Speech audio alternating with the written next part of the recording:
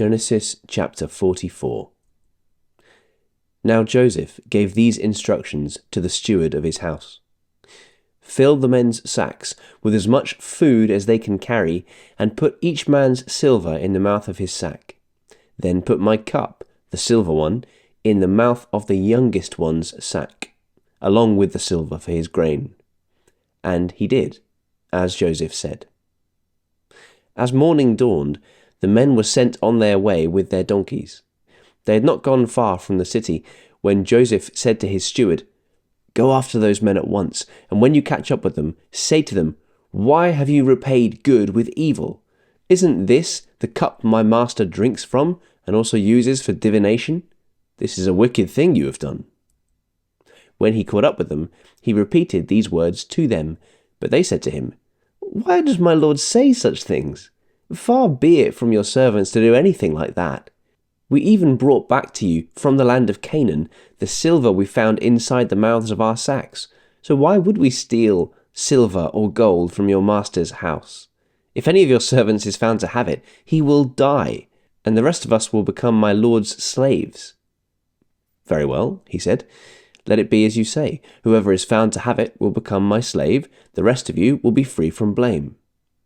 Each of them quickly lowered his sack to the ground and opened it. Then the steward proceeded to search, beginning with the eldest and ending with the youngest. And the cup was found in Benjamin's sack. At this, they tore their clothes. Then they all loaded their donkeys and returned to the city. Joseph was still in the house when Judah and his brothers came in, and they threw themselves to the ground before him. Joseph said to them, "What is this you have done? Don't you know that a man like me can find things out by divination?" "What can we say to my lord?" Judah replied. "What can we say? How can we prove our innocence? God has uncovered your servant's guilt. We are now my lord's slaves, we ourselves, and the one who was found to have the cup." But Joseph said, "Far be it from me to do such a thing. Only the man who was found to have the cup will become my slave. The rest of you, go back to your father in peace." Then Judah went to him and said, "Pardon your servant, my lord. Let me speak a word to my lord. Do not be angry with your servant, though you are equal to Pharaoh himself." My lord asked his servants, "Do you have a father or a brother?" And we answered, "We have an aged father, and there is a young son born to him in his old age.